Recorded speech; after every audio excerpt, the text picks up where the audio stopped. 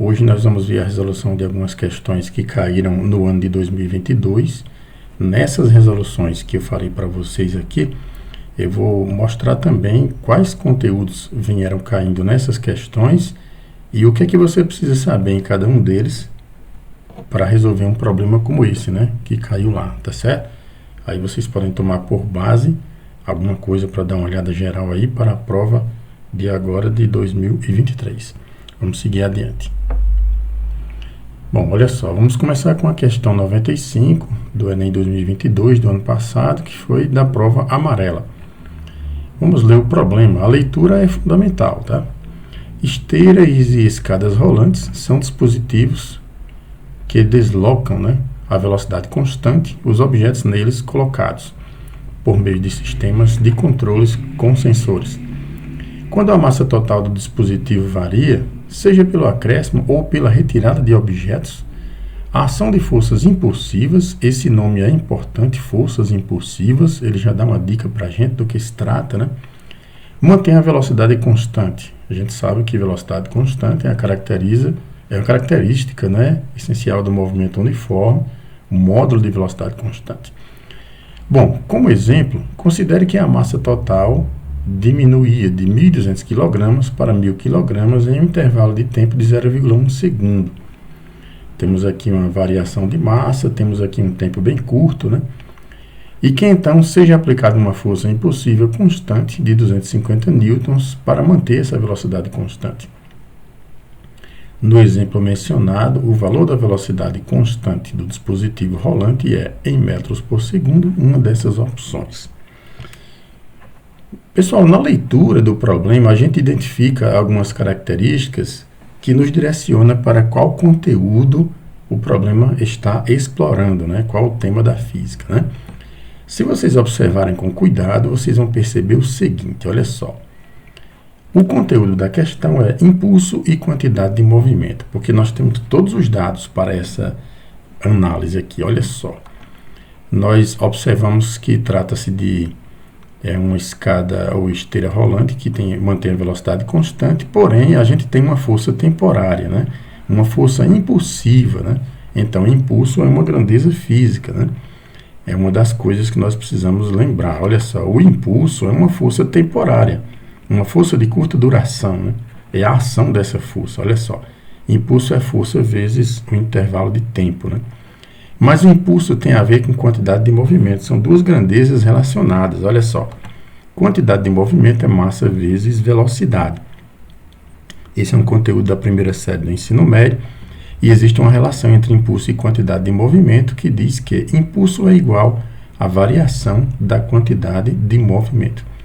Se a gente trocar aqui o impulso por força vezes tempo e trocarmos a variação de quantidade de movimento como sendo quantidade de movimento final menos a inicial, né? Lembrando que sempre é massa vezes velocidade para a quantidade de movimento, nós vamos encontrar essa relação muito preciosa aqui, ó. Impulso é força vezes tempo, quantidade de movimento é massa vezes velocidade, sendo que aqui nós temos a quantidade de movimento final menos a quantidade de movimento inicial. Se a gente observar com cuidado as informações desse problema, nós vamos perceber o seguinte, né? Eu vou fazer aqui uma marcação. A gente vai perceber que a gente tem uma massa inicial, uma massa final. Nós temos aqui um pequeno intervalo de tempo. Conhecemos também o valor da força e nós queremos saber a velocidade, né? A velocidade constante em metros por segundo, tá bom? Veja que todas essas informações se encaixam perfeitamente dentro dessa relação matemática. Eu vou separar aqui as informações dadas no problema, né?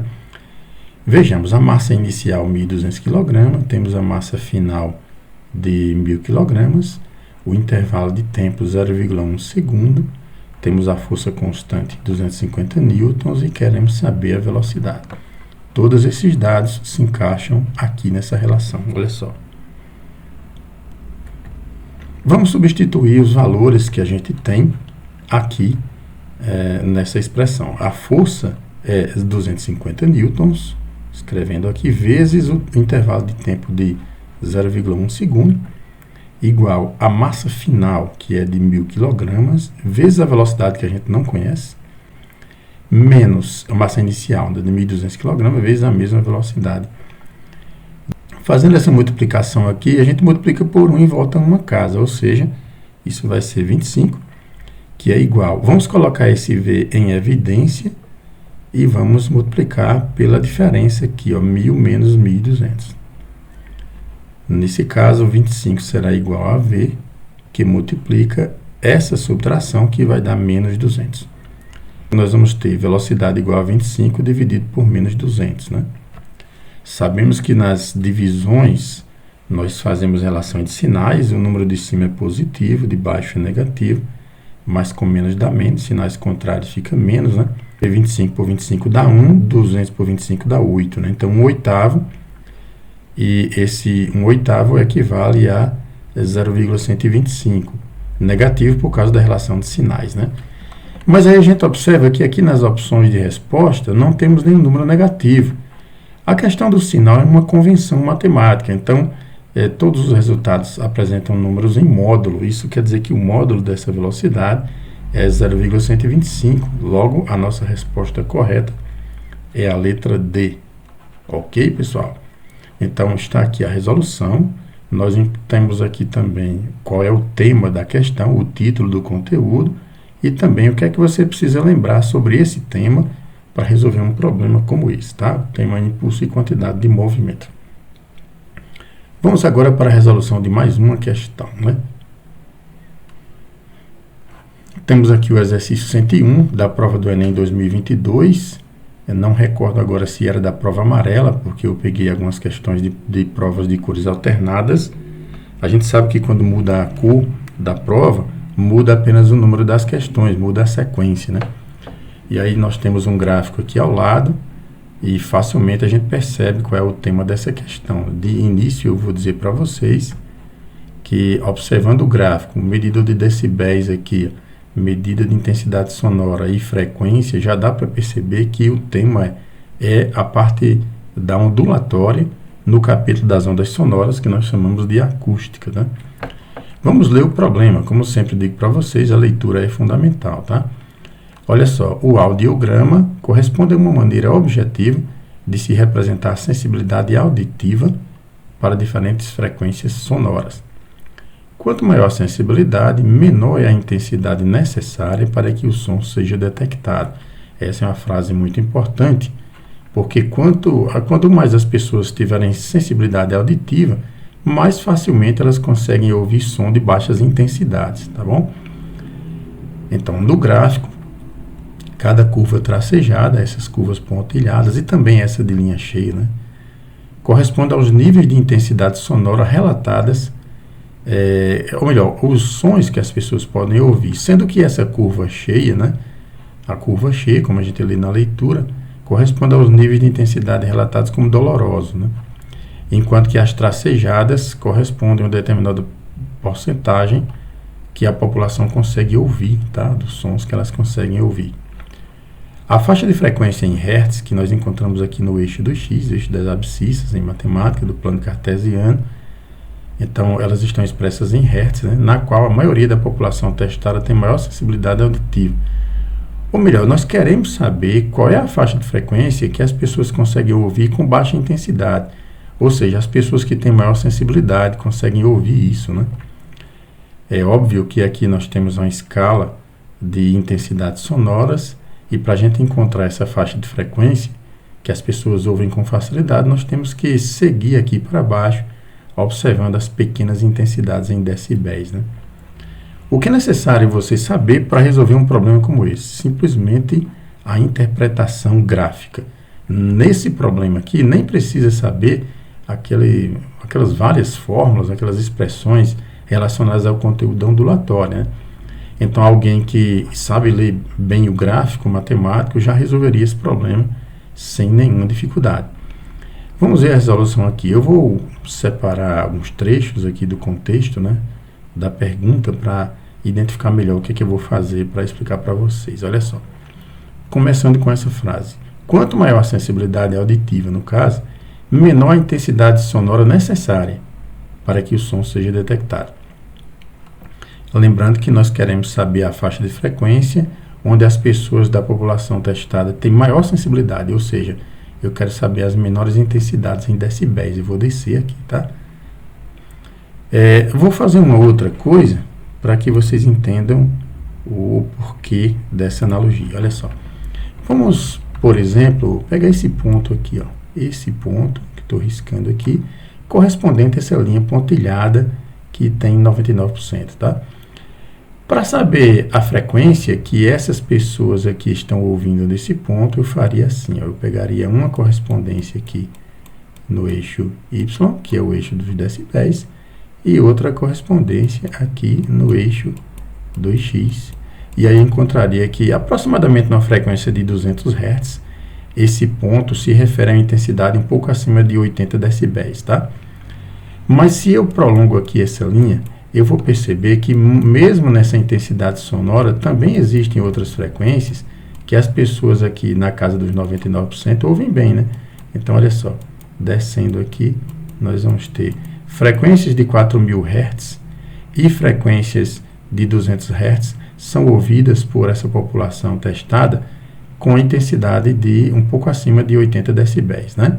Quase uns 90 decibéis aí. Então, para analisar o gráfico, a gente observa o ponto e as coordenadas, o eixo Y, o eixo X. Ou seja, traçando essa linha que eu estou preenchendo agora, aqui, ó, linha cheia, riscando aqui, todos os pontos que essa linha que eu traço cruzar as linhas pontilhadas, é só observar embaixo as frequências correspondentes. Tá certo? Então, eu vou tirar agora aqui essa seleção, vou apagar o que eu risquei aí, para a gente fazer a interpretação. Eu vou seguir no sentido descendo, para procurar as menores intensidades sonoras, e eu vou colocar uma linha aqui na horizontal, paralela ao eixo das frequências, e vou descendo com essa linha, até encontrar a menor intensidade sonora possível, que ainda corta as linhas pontilhadas, e essa será a faixa que as pessoas mais sensíveis conseguem ouvir. Vamos ver. Então, vamos traçar uma reta paralela ao eixo das frequências, aqui que é o eixo das frequências, é o eixo das abscissas, buscando a menor intensidade sonora, descendo como eu falei, ou seja, a menor quantidade de decibéis, porém de forma que essa reta que eu vou traçar ainda corte as linhas pontilhadas. Porque no ponto que essas linhas cortam as linhas pontilhadas, eu encontro a frequência correspondente, como eu falei para vocês, né?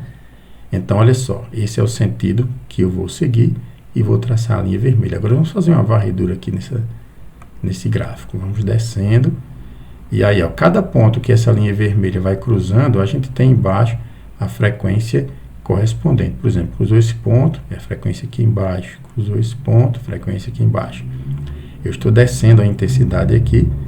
E chega um momento que eu não vou descer mais, porque se eu desço mais que isso, eu não vou mais cortar as linhas pontilhadas.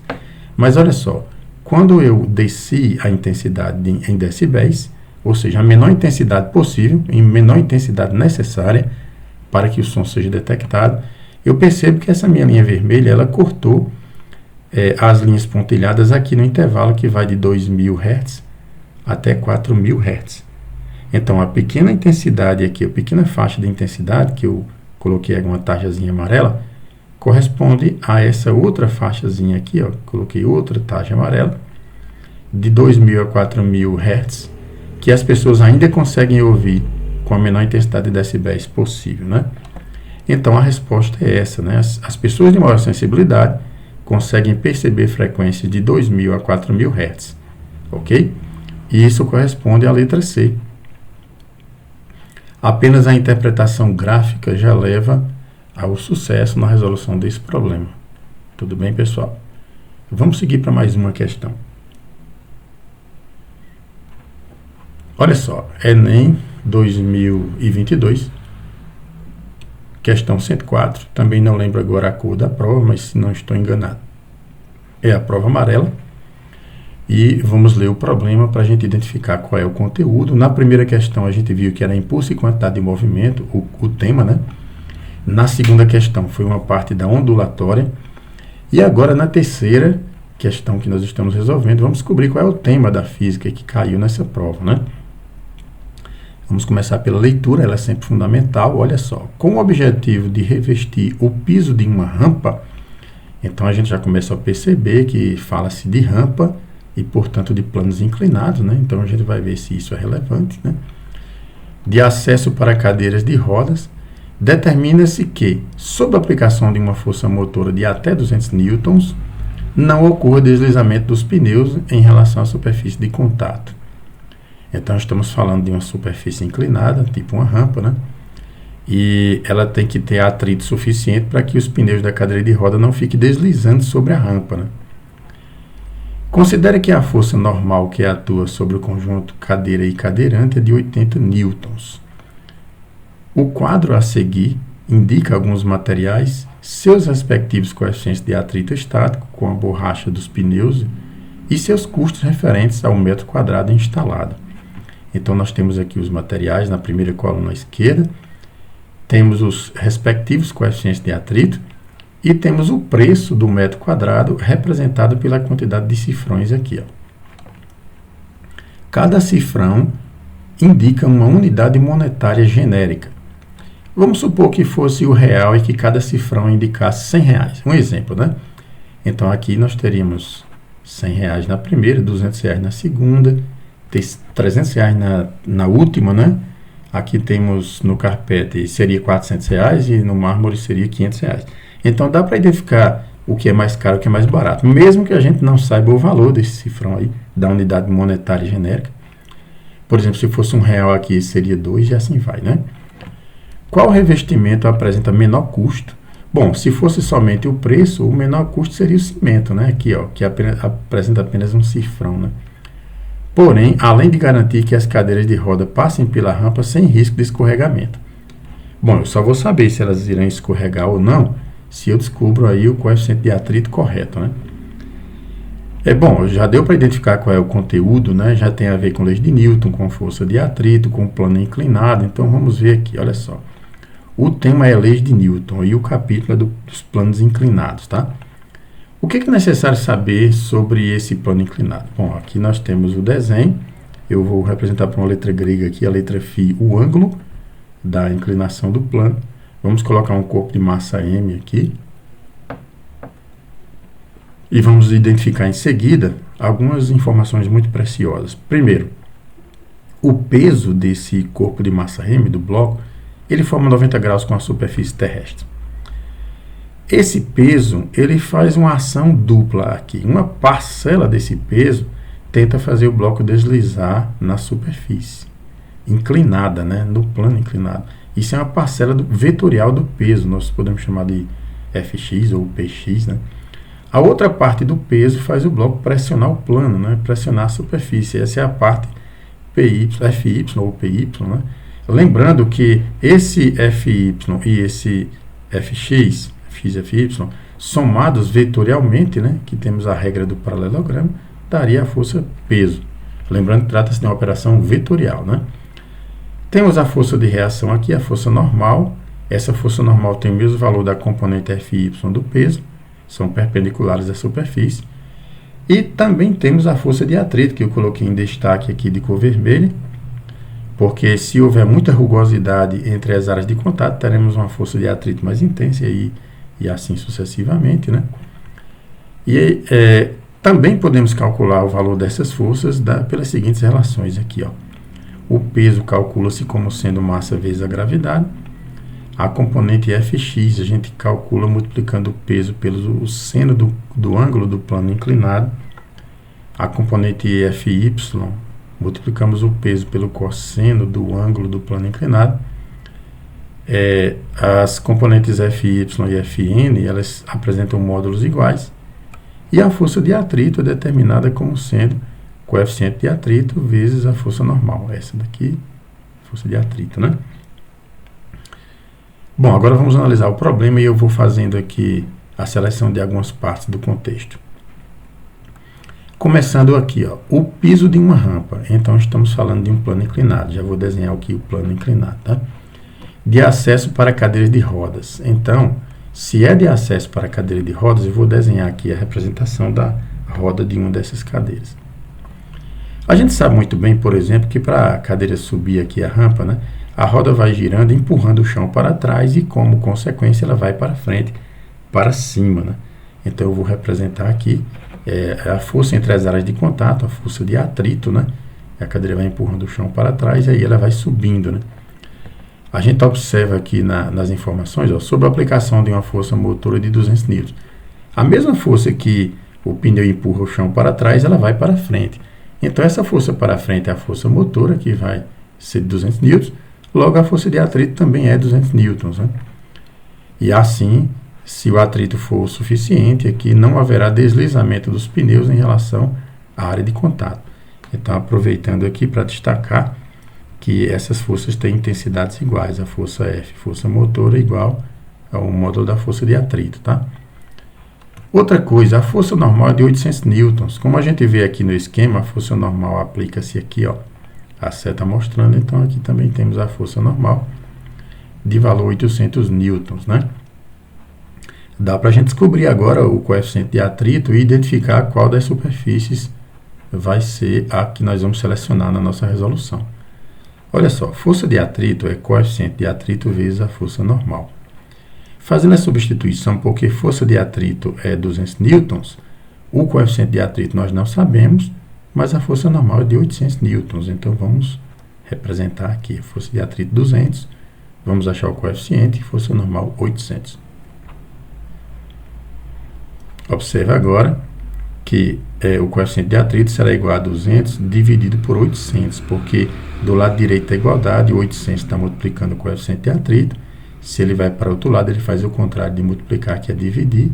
Então, teremos coeficiente de atrito igual a 200 dividido por 800. Podemos cortar os zeros, podemos dividir por 2 em cima, por 2 embaixo, simplificar, né?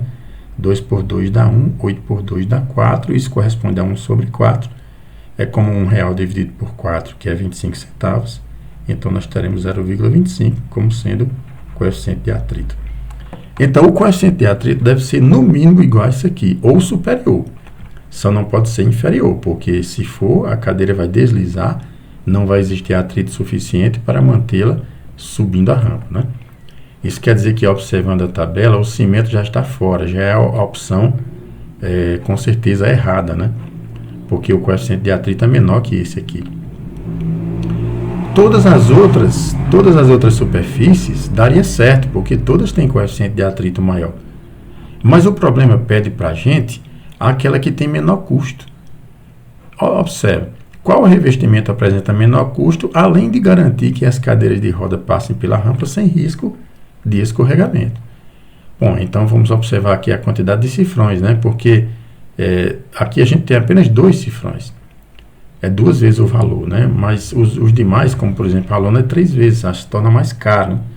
Quanto maior a quantidade do cifrão, mais caro é, né? Então, o mais barato é a madeira. É o ideal para colocar o revestimento no plano inclinado, né? Então, a nossa resposta, observa aí, ó, é a madeira. Cada cifrão indica a unidade monetária genérica, tá? Sem identificar a moeda exatamente qual, né? Bem, pessoal, essas resoluções aqui, esses comentários foram apenas para dar uma força para a turma que vai encarar o Enem da parte de Ciências da Natureza e suas tecnologias, essencialmente, mais precisamente aí no capítulo da Física, né? Desejo sucesso para todos. Depois eu vou fazer aqui um vídeo 2, vou adicionar outras questões ainda, né? Das resoluções dessas provas para que vocês acompanhem. Não esqueçam de verificar o título do conteúdo que caiu, o primeiro, o segundo e o terceiro que eu coloquei nas questões aqui do vídeo, né? O primeiro tema foi impulso e quantidade de movimento, lá da primeira série do ensino médio. O segundo foi sobre o capítulo da ondulatória, final do segundo ano. E o terceiro, lei de Newton, plano inclinado, também do primeiro ano do ensino médio. Então, esses conteúdos são importantes. Eu vou dar uma dica para vocês aqui, caso alguém queira ainda, né?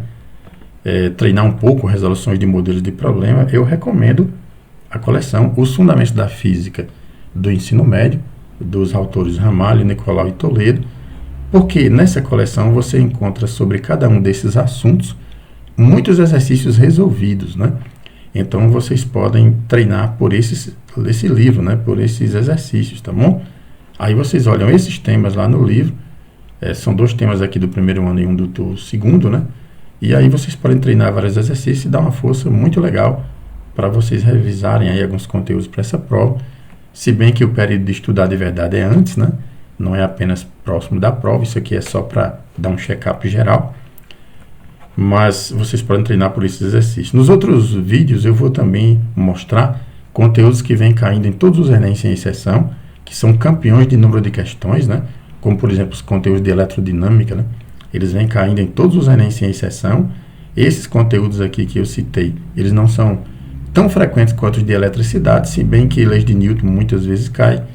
A parte de velocidade média cinemática também é frequente, mas o impulso quantidade de movimento não tem tanta frequência quanto esses demais, né? Mas eles são conteúdos importantes. Tudo bem, pessoal? Espero ter ajudado e contribuído um pouco aí para que vocês fiquem observando esses detalhes para a prova. Desejo sucesso para todos e obrigado mais uma vez por acompanhar. Até a próxima.